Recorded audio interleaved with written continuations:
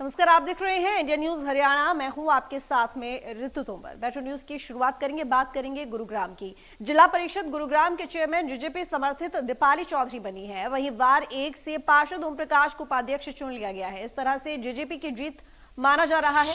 वहीं उपाध्यक्ष बने ओम प्रकाश बीजेपी समर्थित उम्मीदवार थे।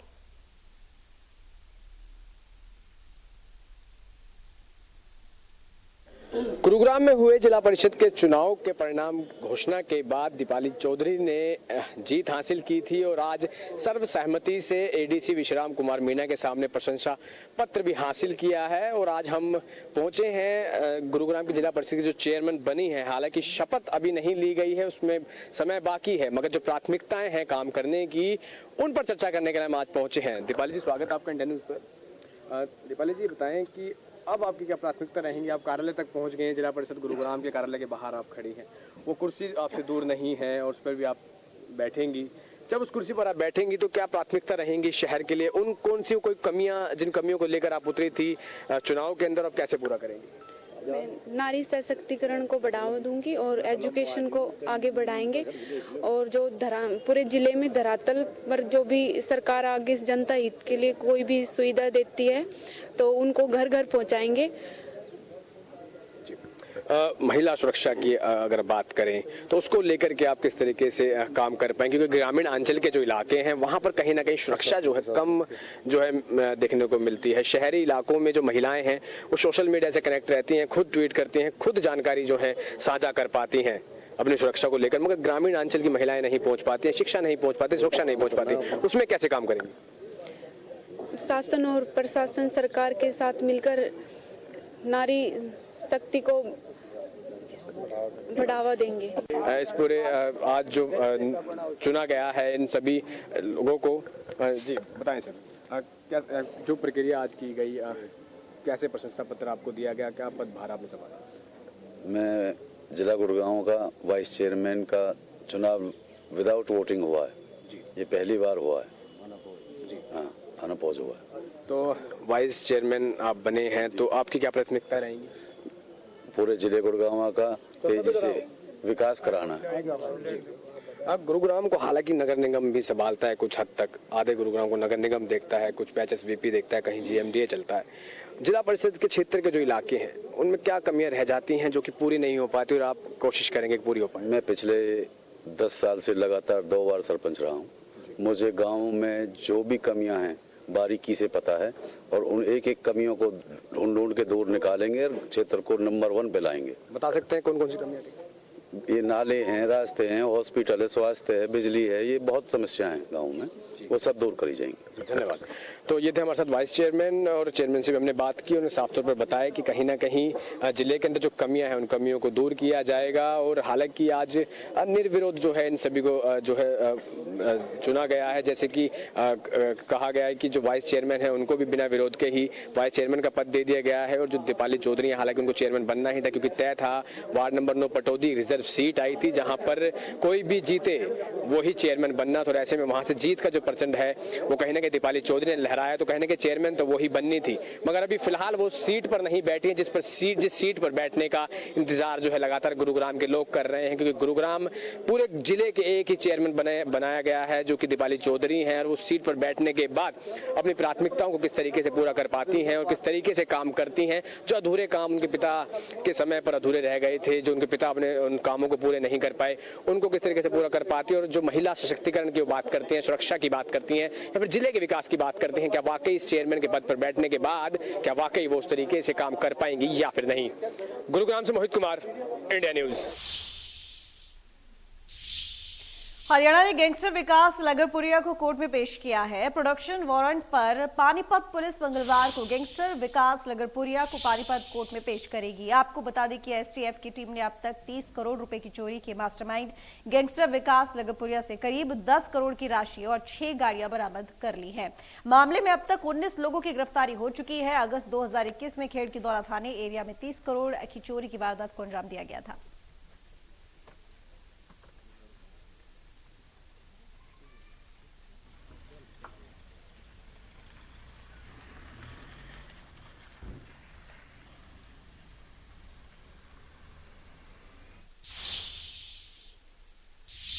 एक बार फिर से जापान और चाइना में कोरोना के मामलों में वृद्धि होने लगी है और उसी को देखते हुए कोरोना के नए वेरिएंट BF7 भारत में ना आ सके, इसको लेकर सरकार और स्वास्थ्य विभाग दोनों ने कमर कस ली है। गुरुग्राम स्वास्थ्य विभाग के CMO वीरेंद्र यादव ने बताया, अगर कोई ऐसे सिस्टम सामने आते हैं तो उन पर नजर रखी जाएगी। साथ ही जांच एजेंसी द्वारा भेजे गए सैंपल पर भी स्वास्थ्य विभाग नजर रखेगा। वहीं वीरेंद्र यादव ने लोगों से अपील करते हुए कहा है कि सेफ्टी रखना हमारी खुद का हमारा कर्तव्य है और थोड़ी सी भी लापरवाही हमें भारी पड़ सकती है।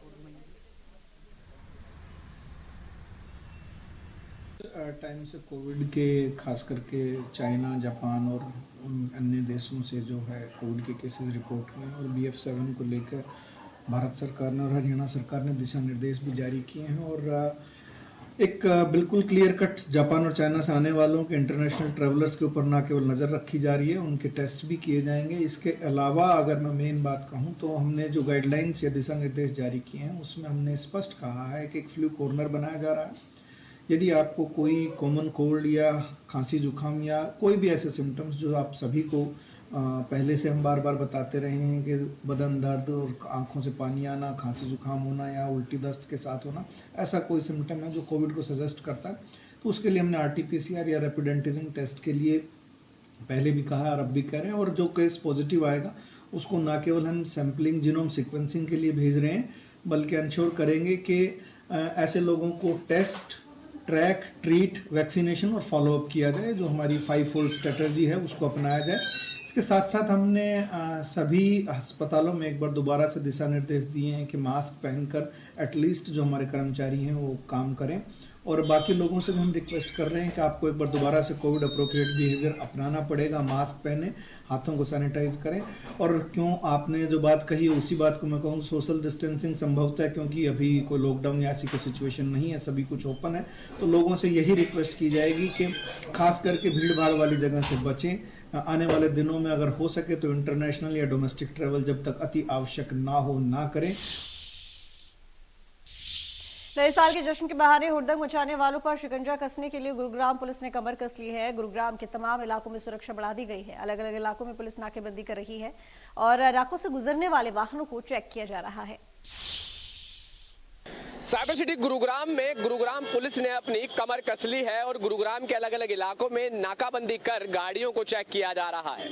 जैसे कि कुछ ही दिनों के बाद अब नया साल आने वाला है और ऐसे में नए साल को लेकर गुरुग्राम पुलिस सतर्क नजर आ रही है। जहां पर मैं इस वक्त गुरुग्राम के सेक्टर 15 नाके पर खड़ा हूं और मैं आपको दिखा दूं कि गाड़ियों को रोककर गुरुग्राम पुलिस द्वारा जो है चेकिंग अभियान जो है चलाया जा रहा है। ऐसी ही तस्वीरें गुरुग्राम के तमाम अलग अलग इलाकों से आ रही हैं और ऐसे में कहीं ना कहीं जरूरी हो गया था गाड़ियों को चेक करना, क्योंकि जैसे कि हरियाणा की एक रेवेन्यू सिटी गुरुग्राम को कहा जाता है, साइबर सिटी गुरुग्राम से कहा जाता है, तो ऐसे में इन जगहों पर कहीं ना कहीं जो है शरारती तत्वों की जो है नज़र बनी रहती है और ऐसे में उनकी उस नज़र को उस नज़र पर कहीं ना कहीं गुरुग्राम पुलिस जो है सतर्क है और कोई गलत हरकत जो है गुरुग्राम में ना हो सके, जिसके चलते कहीं ना कहीं चेकिंग अभियान जो है गुरुग्राम में चलाया जा रहा है। गुरुग्राम के तमाम जो आला अधिकारी हैं इस चीज़ को लेकर के, नए साल को लेकर के भी बैठक कर चुके हैं और किस तरीके से अलग अलग पॉइंट्स जो हैं तैयार किए गए हैं, चाहे मॉल के बाहर के पॉइंट्स हो, MG रोड हो।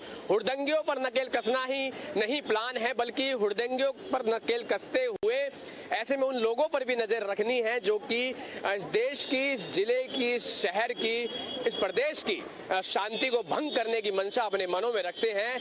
ऐसे में उन्हीं सभी चीजों को मद्देनजर रखते हुए गुरुग्राम के अलग अलग इलाकों में इसी तरीके से चेकिंग अभियान चल रहा है। मैं आपको दिखा दूं, गुरुग्राम के सेक्टर 15 में हूं और इस सेक्टर 15 थाने की तमाम जो पूरी जो है टीम है और जो PCR है वो भी यहाँ साथ में खड़ी है और 112 नंबर जो इनोवा गाड़ियाँ होती हैं जो कि महिला सुरक्षा की बात करें या फिर इमरजेंसी सर्विसेज के लिए होती हैं, वो भी गुरुग्राम में तैनात हर वक्त रहती हैं। और ऐसे में ये जो चेकिंग आज की जा रही है, चलान प्रक्रिया तो अमूमन गुरुग्राम में देखने को मिलती ही है, चलान भी किए जाते हैं, यहाँ भी चलान किए जा रहे हैं, मगर अब नए साल को देखते हुए एक चेकिंग भी जो है हर संदिग्ध वाहन की यहाँ पर की जा रही है।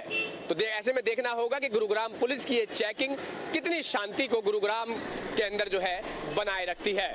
गुरुग्राम से मोहित कुमार, इंडिया न्यूज। गुरुग्राम के 5 साल के बच्चे के डांस का वीडियो सोशल मीडिया पर तेजी से वायरल हो रहा है, जिसमें बच्ची हरियाणवी गाने पर धमाकेदार डांस करती हुई दिखाई दे रही है। गुरुग्राम में एमडी देसी रॉक स्टार के कार्यक्रम का ये वीडियो बताया जा रहा है।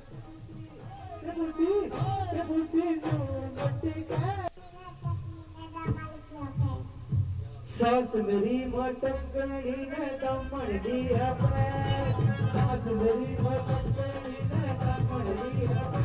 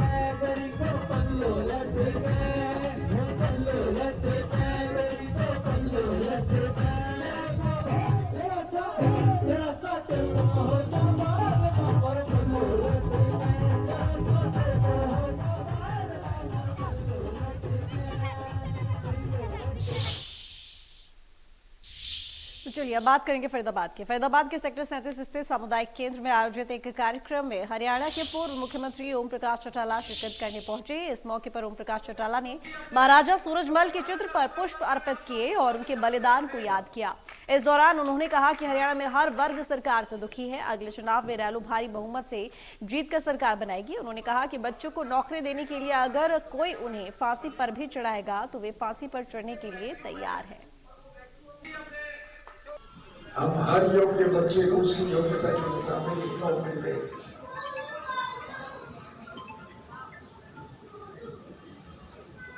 3206 बच्चों को नौकरी देने की वजह से मुझे 10 साल की सजा हुई थी। आपके मैं आपसे वायदा करता हूँ, आपको कहता हूँ कि मेरी कई हुई बात को लोगों तक पहुँचाए। जब लाखों बच्चों को नौकरी देने के बाद में मुझे फांसी चढ़ना पड़े,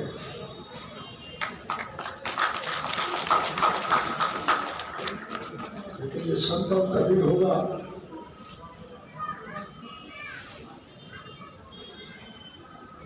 जब जनतांत्रिक तरीके से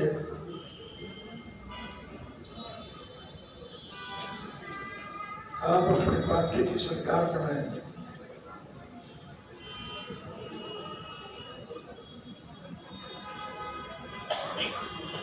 आपको प्रजातांत्रिक प्रणाली के मुताबिक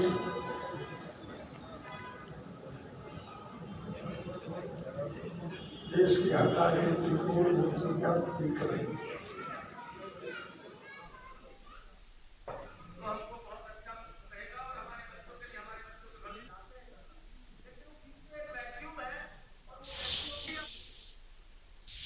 फरीदाबाद के सेक्टर 12 जिले के पटवारियों ने अपनी मांगों को लेकर आज 3 दिवसीय धरना शुरू कर दिया है। इस धरने में जिले की अन्य यूनियन भी इनका सहयोग कर रही है। प्रदर्शनकारियों का कहना है कि सरकार ने जो उनके साथ वादा किया था वह अभी तक पूरा नहीं हुआ है। उनका मानदेय भी बहुत कम है और उनसे काम बहुत ज्यादा लिया जाता है। उप मुख्यमंत्री दुष्यंत चौटाला ने भी उनसे वादा किया था, लेकिन वो अभी तक पूरा नहीं हो पाया है। जब तक उनकी मांग मानी नहीं जाती तब तक वह अपना धरना समाप्त नहीं करेंगे और अभी ये धरना 3 दिन का है। मांग नहीं मानी गई तो ये धरना हड़ताल में बदल जाएगा।